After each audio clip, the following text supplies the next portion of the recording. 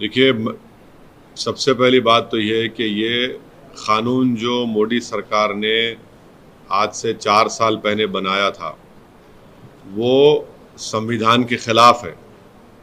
आप रिलीजन की बुनियाद पर क़ानून नहीं बना सकते, इसमें कई सुप्रीम कोर्ट के जजमेंट्स है और राइट टू इक्वालिटी के ख़िलाफ़ है।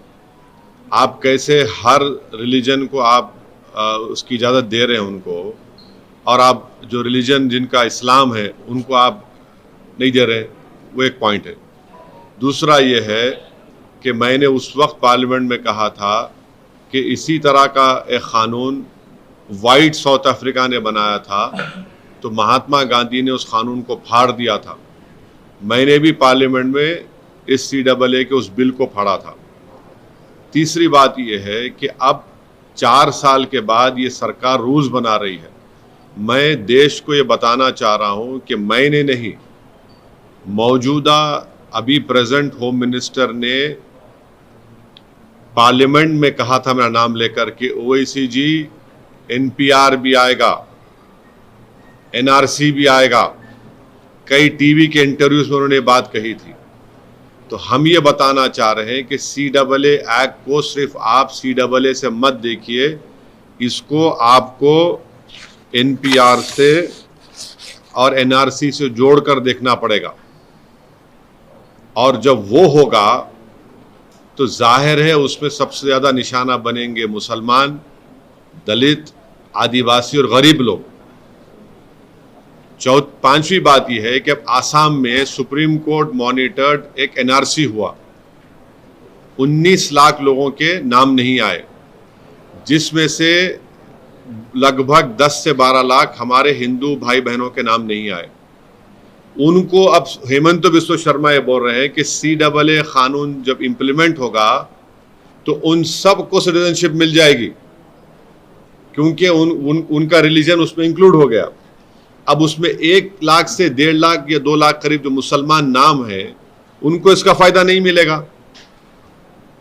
ये बताइए, ये नाइंसाफी नहीं है तो क्या है? हेमंत बिस्वा शर्मा ने कहा, बीजेपी के नेताओं ने कहा कि 19 लाख में जो 10 से 12 लाख जो हिंदू भाई बहन के नाम नहीं आए, उनको मिल जाएगा, पूरा सिटीजनशिप मिल जाएगी उनको। अब आप बताइए, नाइंसाफी नहीं है तो क्या है? छठी बात यह है कि भारत में सिर्फ 5% लोगों के पास पासपोर्ट है। ओनली 5% लोगों के पास पासपोर्ट है, रिमेनिंग लोगों ने पासपोर्ट नहीं है। और फिर आधार कार्ड आप देख लिए, प्रूफ ऑफ सिटीजनशिप नहीं है, उसमें खुद लिखा हुआ आधार कार्ड में। भारत में बर्थ रजिस्ट्रेशन 1959 तक मैंडेटरी नहीं था। 1996 में सिर्फ 50% इंडियंस के पास बर्थ सर्टिफिकेट्स था। तो जब NRC होगा, NPR होगा, तो उसमें बायोमेट्रिक एक्सरसाइज होंगी उसमें, और लोकल रजिस्ट्रार में लिस्ट लगाई जाएगी प्रमोद साहब की, असद साहब की। अब प्रसाद साहब जाके बोल सकेंगे असद साहब के डाउटफुल है, मैं डाउटफुल बन जाऊंगा। अब मुझे प्रूफ करना पड़ेगा। अब मैं मेरे दादा का बर्थ सर्टिफिकेट लेकर आऊं, क्योंकि मेरा रिलीजन इस्लाम है, अब मैं फिरते रहूं तो फायदा किसका होगा? रद्दी वाले का ही फायदा होगा ना। तो ये इसीलिए ये एक्सरसाइज ये जो लॉ है, ये रिलीजन की बुनियाद पर बनाया गया, ये डिस्क्रिमिनेटरी है, अनकॉन्स्टिट्यूशनल है। और ये बोलना कि जो हमारे हिंदू और सिख भाई या क्रिश्चियन भाई जो पाकिस्तान में, अफगानिस्तान में, बांग्लादेश में रह रहे हैं, उनको सिटीजनशिप नहीं दे सकते, झूठ है ये। हमेशा सरकार के पास इख्तियार था, एग्जीक्यूटिव ऑर्डर से आप दे सकते थे। और आखिरी बात, नरेंद्र मोदी और बीजेपी को ये क्यों भूल गए कि कितने लाखों लोग कश्मीरी पंडित मुल्क से बाहर हैं, जो मुल्क से कश्मीर से बाहर हैं, उनको आप क्या कर रहे हैं? उनको आप क्या कर रहे हैं? भूल गए आप कश्मीरी पंडितों को? कम से कम 5 लाख कश्मीर के बाहर हैं, लेकर जाइए ना कश्मीर में उनको। इंग्लैंड में इंडियन जो वहां के इंडियंस यहां पर वहां चले गए जो इलीगल, उनको वापस लेकर आइए। ग्रेट ब्रिटेन बोल रहा है कि लेकर आइए वापस, सरकार बोलती हम नहीं लेकर आएंगे। तो ये गलत है, डिस्क्रिमिनेटरी है, अनकॉन्स्टिट्यूशनल है। सरकार के पास पहले से पावर्स थे और है और रहेंगे कि वो जो हिंदू भाई बहन पाकिस्तान में है या बांग्लादेश से है, आप दे सकते हो उनको। और मैंने खुद केस डाला है सुप्रीम कोर्ट में। हम लोग जब CAA का हियरिंग हुई थी, हमारे लॉयर जनाब निज़ाम पाशा साहब ने स्टे की मांग की थी, तो गवर्नमेंट ने कहा था कि अभी हम रूल्स नहीं बनाए। अब जब रूल्स बनाए तो हम सुप्रीम कोर्ट में डालेंगे और इसके ऊपर हम कोशिश करेंगे कि सुप्रीम कोर्ट में जाकर इसको उठाया जाए इस मसले को। मैं आपको देश को समझा रहा हूं कि CAA को आप सिर्फ CAA से नहीं, CAA को आपको NPR और NRC से जोड़कर देखना जरूरी है।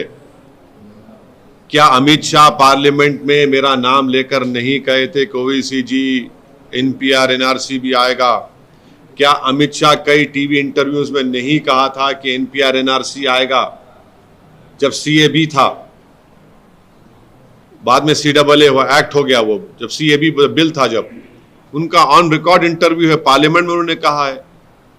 तो ये सब एक धुआं है और ये कोशिश कर रहे हैं कि असल इनका मकसद क्या है कि देश में NPR हो, NRC हो। अब मिसाल के तौर पर आसाम में जो NRC हुआ सुप्रीम कोर्ट मॉनिटर्ड, 1600 करोड़ रुपये उस पर खर्चा किए गए, 50,000 गवर्नमेंट एम्प्लॉयज ने काम किया और 19 लाख लोगों को कहा गया कि भारत के शहरी नहीं है, नागरिक नहीं है। अब मैं फिर से कह रहा हूं कि उसमें 10 से 12 लाख हमारे हिंदू भाई बहन के नाम नहीं आए। वहां के मुख्यमंत्री ये कह चुके हैं कि उन 10-12 लाख हिंदू भाइयों बहनों को बगैर डॉक्यूमेंट के CAA के तहत उनको सिटीजनशिप मिल जाएगी। अब जो 1 से 1.5 लाख जिन मुसलमानों के जहां नाम नहीं आए, वो तो एक्ट में नहीं आएंगे CAA में, उनको तो फॉरेनर्स ट्रिब्यूनल जाना पड़ेगा। ये कौन सा इंसाफ है, बताओ मेरे को आप। यही तो हम कह रहे हैं कि जो आसाम में आपने सुप्रीम कोर्ट मॉनिटर कर लिया है, उसको आप देश में करना चाहते हैं। जिस देश में सिर्फ 5% लोगों के पास पासपोर्ट है, इस देश में बर्थ सर्टिफिकेट का कानून 1959 तक नहीं था। 1996 में सरकार ने कहा कि सिर्फ 50% इंडियंस के पास बर्थ सर्टिफिकेट है। ये फ्यूचर में सब तमाशे करना चाहते हैं। अगर मेरे ही देश में मैं स्टेटलेस बन जाऊंगा महज इस बुनियाद पर कि मेरे दादा का बर्थ सर्टिफिकेट मेरे पास नहीं है, तो फिर क्या मैसेज दे रहे हैं आप? आपका यही मकसद है।